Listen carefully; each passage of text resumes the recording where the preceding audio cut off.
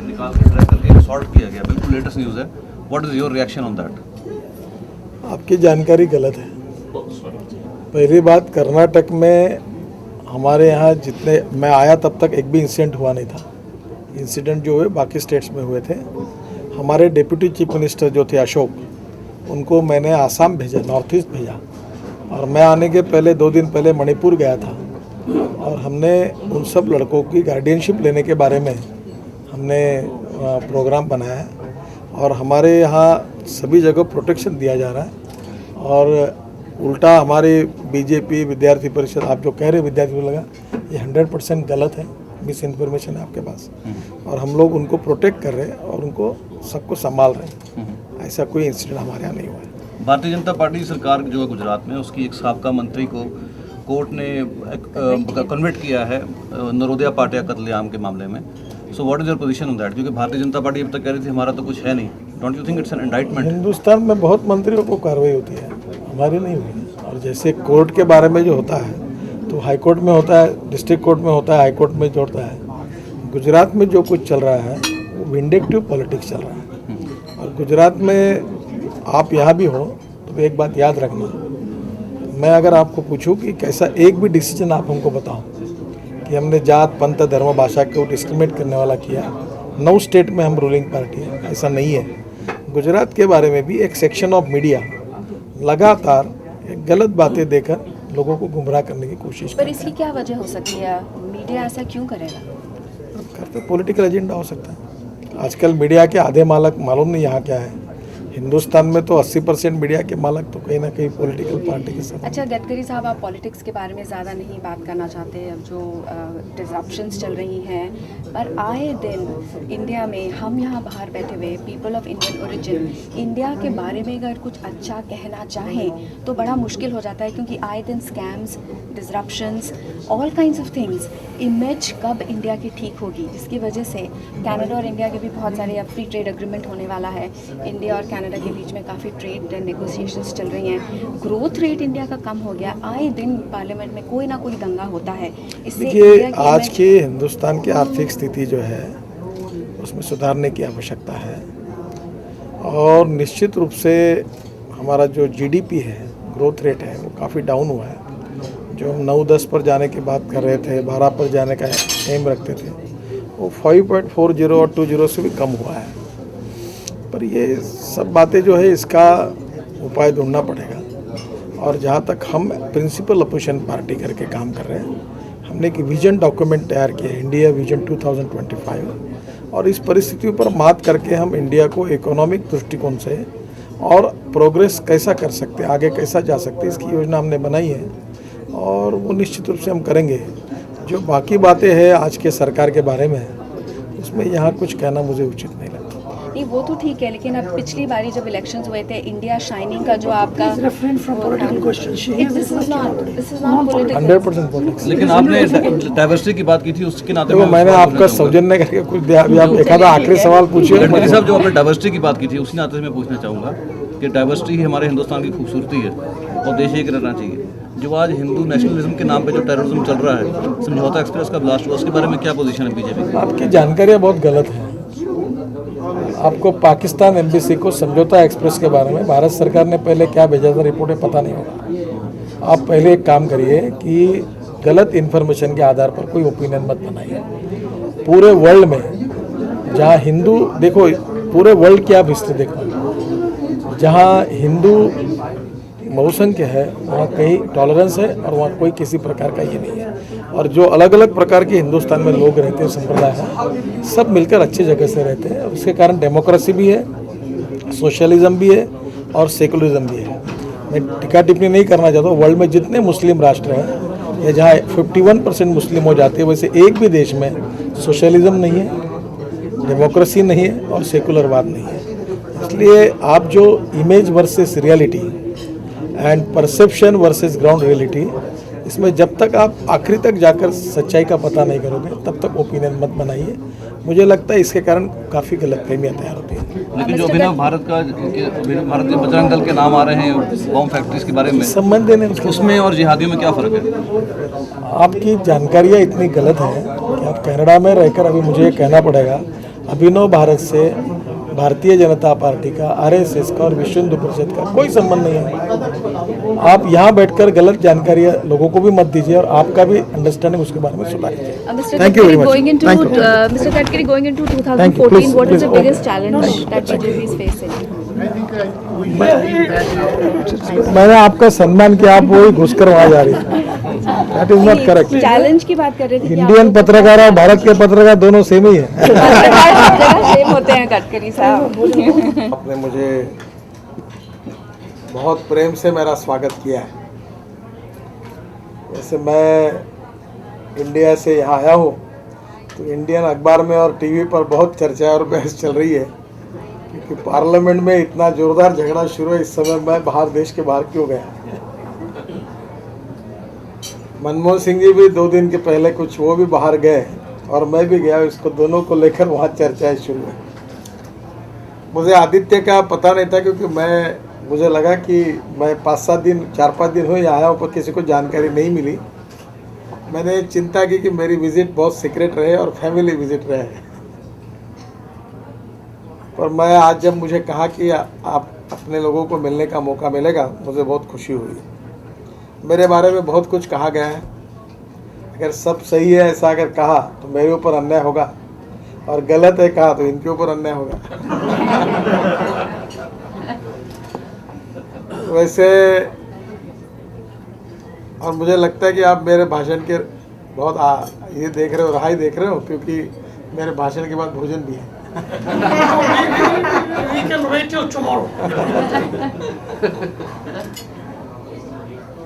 देखिए, एक तो मुझे बहुत खुशी हुई कि आप सही में भारतीय संस्कृति को भारत के बाहर उसका प्रतिनिधित्व आप सब लोग करते हैं। हमारा देश ऐसा है कि अलग भाषा, अलग वेश, फिर भी हमारा एक देश, ये हमारे सबकी एक विशेषता है। और मैं ये मानता हूँ कि मैं पिछले साल बर्लिन आया था श्री श्री रविशंकर जी के कार्यक्रम के लिए और इतने बड़े प्रमाण पर हजारों लोग वहाँ आए थे, तो वो कार्यक्रम देखकर मुझे इतना अच्छा लगा कि मैंने श्री श्री रविशंकर जी को कहा कि आप सही में इंडियन कल्चर, हमारी संस्कृति, इतिहास और विरासत के सही एम्बेसडर आप होकर आपने वर्ल्ड में हमारी काफ़ी बातों को पहुंचाया। आप यहाँ रहने के बाद में भी आपने हमारी संस्कृति, हमारी भाषा, हमारी विरासत, इसको आपने कायम रखा है, इसके लिए मुझे बहुत खुशी है। वैसे पंजाब में आनंदपुर साहिब में जो बहुत बड़ा स्मारक पंजाब की सरकार ने बनाया, उसका इनॉग्रेशन के लिए मैं गया था और 500 साल का इतिहास, सिखों का इतिहास बहुत अच्छा, मैं बहुत पसंद आया। वैसे खालसा का भी स्मारक इस बार बादल साहब ने बनाया और पंजाब में जब भी कोई बड़ा कार्यक्रम होता है तो बादल साहब अक्सर मुझे बुलाते हैं और मुझे शरीक होने का मौका मिलता है। हर बार श्रीजा मिलती है आपको। वैसे बीजेपी आज हिंदुस्तान के 9 राज्यों में रूलिंग पार्टी है। जो यूपीए की सरकार है उनकी तुलना में हमारे यहाँ ज़्यादा राज्य सरकार हमारी है और आज लोकसभा में भी हमारे राज्यसभा और लोकसभा पकड़कर करीब 165 सांसद हैं, हजारों एमएलए हैं।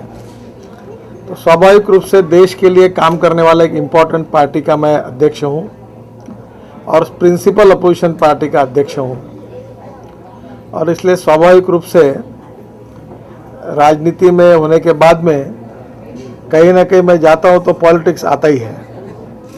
पर मैं आपको बता देना चाहता हूँ कि मैं पॉलिटिक्स बहुत कम करता हूँ। मेरा बैकग्राउंड जरूर पॉलिटिक्स का है, पर मैंने कभी दिल्ली के रोड भी नहीं देखे थे।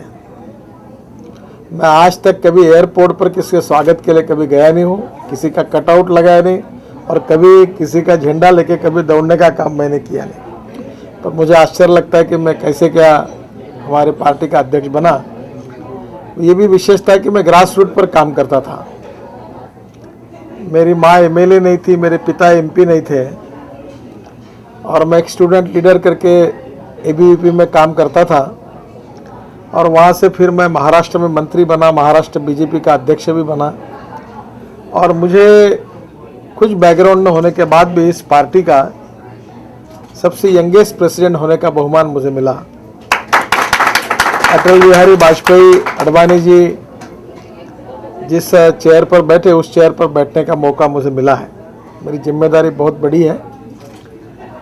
हम कोशिश कर रहे कि राजनीति की व्याख्या हम बदले देश में। बहुत कठिन काम है, क्योंकि सभी लोगों को पॉलिटिक्स का अर्थ एक ही मालूम है, पावर पॉलिटिक्स। मैं ये मानता हूं कि politics is a instrument of socio economic reform. सामाजिक आर्थिक परिवर्तन का राजनीति प्रभावी उपकरण, और हम कुछ भी कर सकते हैं, जिसका जिक्र इन्होंने किया था। मेरे जीवन में एक अनुभव मुझे आया। मैं इंजीनियर नहीं हूं, और Limca book of Indian records में सबसे ज़्यादा कंक्रीट का काम करने का सौभाग्य मेरे नाम पर लिखा गया।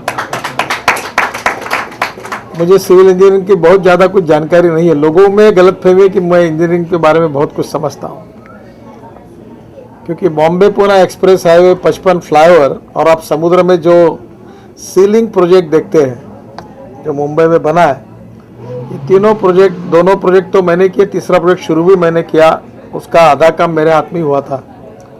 और इसके कारण लोगों को लगता है कि मैं सिविल इंजीनियरिंग और रोड का एक्सपर्ट हूँ, पर मुझे रोड और सिविल इंजीनियरिंग का ज़्यादा समझता नहीं। अटल जी ने मुझे कहा था, तब मैंने 60,000 करोड़ की प्रधानमंत्री ग्राम सड़क योजना बनाई थी, और 60,000 करोड़ का जो राष्ट्रीय महामार्ग का 4 लेन में कन्वर्शन हो, उसकी भी योजना मैंने ही बनाई थी। एक बात मुझे याद आती है, अमेरिकन प्रेसिडेंट जॉन केनेडी ने एक बार कहा था कि American roads are not good because America is rich, but America is rich because American roads are good. Road से प्रॉस्पेरिटी आती है, और इसलिए किसी भी देश में अगर प्रगति और विकास करना है तो industry and agriculture 2 important field है। और इंडस्ट्री में अगर हमको बदलाव लाना है तो 4 बातें जरूरी है: water, power, transport and communication. और एग्रीकल्चर में अगर कुछ करना है तो उसके लिए पानी चाहिए, वाटर चाहिए, बिजली चाहिए, सीड चाहिए, फर्टिलाइजर चाहिए, और कैपिटल लो कॉस्ट में चाहिए। और आज मैं तो किसान हूँ और खेती करता हूँ, पर मैं इंडस्ट्रियलिस्ट और बिजनेसमैन नहीं हूँ। मैं सोशल एंटरप्रेन्योरशिप करता हूँ, क्योंकि मैं जब काम करता था तब मुंबई में मंत्री था, तब मुझे एक मौका मिला कि 5 करोड़ रुपए मैंने सरकार से लिए और 4,000 करोड़ रुपए मैंने कैपिटल मार्केट से खड़े किए, और 2.5 साल में 8,000 करोड़ के काम पब्लिक प्राइवेट इन्वेस्टमेंट से किए, जो इंफ्रास्ट्रक्चर में बहुत बड़े पैमाने पर पहला बीओटी प्रोजेक्ट हिंदुस्तान का बनाने का सौभाग्य मुझे मिला, जो ठाना और नासिक के बीच में ठाणे भिवंडी बाईपास करके एक बड़ा रोड है। वो पहला रोड मैंने उस समय शुरू किया था। पर इसके अनुभव का मुझे फ़ायदा हुआ, और मैं अपने क्षेत्र में, जहाँ से नागपुर से मैं हूँ, और हमारे एरिया में बहुत फार्मर सुसाइड्स हुए हैं, 10,000 किसानों ने आत्महत्या की है। तो मैं लगभग उन्हीं में ज़्यादा काम करता था, और मैंने सोचा कि अगर हमको गरीब के लिए, समाज के लिए काम करने की अगर इच्छा है तो इच्छा शक्ति सबसे बड़ी बात है। Positive political will is the important strength for every individual. क्योंकि मैं जब एक्सप्रेस हाईवे बना रहा था तो मुझे एक बार पूछा था, आपके पास पैसे कितने हैं? तब मुझे 5 ही करोड़ थे और 2,000 करोड़ का काम था। तो मीडिया वाले ने मुझे पूछा था कि भाई आपके पास तो पैसे भी नहीं और इतना बड़ा काम कैसा करोगे? तो मैंने सहज एक बात कही थी कि if there is a will there is a way, if there is a will there is a way, and if there is no will there is only survey, discussion, seminar, committee, sub committee and research group. The strong positive political will is very important. Second important thing is development oriented approach. Third thing is credibility. Credibility, reputation is the biggest strength of the 21st century, either it is politics or business. The credibility, the leadership, the vision and fast track decision making process, these are very important things. in politics and in business also. Actually, I am a commerce graduate with law degree and master of business management, working in energy sector, biofuel, ethanol, biodiesel, biomethanization, CNG. 450 engineers are working with me. I am working with 3 sugar factories, and I am interested in solar energy. Other thing I am doing in a rural area as a social entrepreneur. My share is of only 1 lakh rupees and 90 crore equity from 20,000 farmers having asset of 600 crores, and I am working it as a social entrepreneur. I am not an industrialist. First of all, I am not coming in the politics to become a prime minister or a minister. The first important thing which I feel that India is a rich nation with a poor population. It needs correct economic policies and good leadership, development oriented leadership with a constructive thinking, having the spirit of nationalism. And the important thing which we need is, probably you may know, I don't know whether you know it or not, we have a good governance and development cell. Suppose you need a good MLA, he definitely needs some training. If you need good minister, it needs also good training. You need good chief minister, he also need good training. So we have a cell, that Institute of Research and Development and Training, and last year we have given training to the 30,000 office bearer of the party, MLAs, ministers, and 15 days before there was a conference in New Delhi related with the good governance. That was a conference of chief ministers. We have got good track record, the highest GDP growth rate in the NDA rule state. The economic parameters are good. Gujarat, Madhya Pradesh, Chhattisgarh, Himachal Pradesh, everywhere the GDP, the agriculture, even in Punjab also, agriculture growth rate, GDP, per capita income, happy human index, all records are very good. So the India needs now the politics for development and progress, because we are a rich nation with a poor population, and that is the important task with me. We are trying our level best, and as far as our party is concerned, there are a lot of misunderstandings and confusion in the mind of the people that we are communal and caste line party. But I want to clear it that we don't play any politics on the basis of caste, creed, sex, language, anything. We will not allow any politics of discrimination. Justice with all and appeasement of none is the basic policy for our party. We are working very hard. Now, I don't talk anything about politics because it will not be appropriate to talk any political thing related to India outside India. It will not be appropriate because I don't want to make anything comments on the politics now.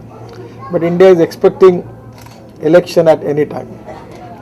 Anything can happen in cricket and politics. So I don't know what is the exactly thing is, but we are expecting elections. We are preparing strong exercise for that. In a democracy, we are a big democracy in the world. People have a lot of faith in democracy because Indian people have a very sensitive attitude approach for the democratic values. At the time of the emergency in 75, at that days, at the time of the election, the Indian people voted in such a way, they strengthen the democratic values and democratic system. That's why the people in the world, they have a lot of faith on Indian democracy. Now it's a big task with me. I feel that there are a lot of challenges. What you are telling you, exactly, you are absolutely correct. Every day I am facing new problems and new challenges as a president of the BJP, because 9 states ruled by our party. Every day I have to face new problems. So problem is there.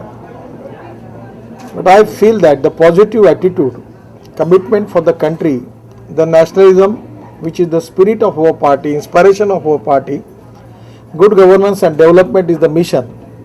And the most important thing which I insist on it is socio-economic thinking, that is thinking of Antyodaya. The BJP president I have started when I am going to India, I have one lecture in Karimnagar University in Andhra Pradesh, which is supposed to be Center for Naxalite Maoist Movement. I have a lecture in the university, and our program is now War Against Poverty, and that is the most important thing. And I feel that with correct economic policies and good governance, we can eradicate the poverty, we can increase the employment potential, and we can change the future of the country. As far as present world economic situation, a lot of people have expectation as far as the China and India. The people from the abroad, they are expecting from China and from India. It is a great responsibility with me also, because we have got 36% of the population in the state government is ruled by BJP, NDA. So people are expecting too much from us. Even people from abroad also, they have a lot of expectation from BJP. So these are the big challenges. And as a BJP worker, I feel that our party will try our level best that how we can make this socio-economic transformation and national reconstruction giving highest priority, and it is a great task for me. We are all trying our level best to achieve that goal. It's a great thing for me to meet with you, all of you. I am really, मैं आपको हृदय से बहुत बहुत धन्यवाद देता हूँ. आप बहुत दूर से आए हो और मुझे आप सबसे मिलने का मौका मिला. वैसे मैं इंडिया में मीडिया से मिलता ही नहीं, तो लोगों को मैं अभी 6 महीने के बाद इंटरव्यू दिया था, क्योंकि हमारे आप मीडिया से न मिलना यही हमारे लिए अच्छी बात है. नहीं, जब मिलते हो कोई कंट्रोवर्सी हो जाती है, यही है. अभी तक कंट्रोवर्सी मेरी हुई नहीं, पर मैं जब मिलता हूँ तो आधा घंटे का इंटरव्यू देता हूँ, तभी मिलता हूँ. मैं कमेंट्स करता नहीं, मुझे पता नहीं था मीडिया आने वाली है करके. पर आप मीडिया को भी मैं धन्यवाद देता हूँ. और आप मुझे कोई पॉलिटिकल प्रश्न मत पूछिए, बिकॉज देश के बाहर किसी को पॉलिटिकली क्रिटिसाइज करना, कुछ बातों को कहना, ये उचित नहीं होगा. क्योंकि I belong principal opposition party वाला हूँ. हिंदुस्तान में जाके कुछ भी बोल सकता हूँ, यहाँ बोलना ठीक नहीं होगा. आप सब एक है, और मैं ये मानता हूँ कि जात, पंथ, धर्म, भाषा और पार्टी से ऊपर उठकर वी आर इंडियंस, हम सब एक हैं. और हम सब मिलकर, हमारा देश अपना है, अपनी संस्कृति, इतिहास और विरासत जिसके हम प्रतीक हैं. हम लोग सब मिलकर देश के लिए काम करें, और यही हमारा सबसे बड़ा मोटिवेशन है. मैं आपको बहुत बहुत बधाई देता हूँ, धन्यवाद देता हूँ. नमस्कार. साहिबान, आज बैसाखी का दिन है. पोजीशन लो.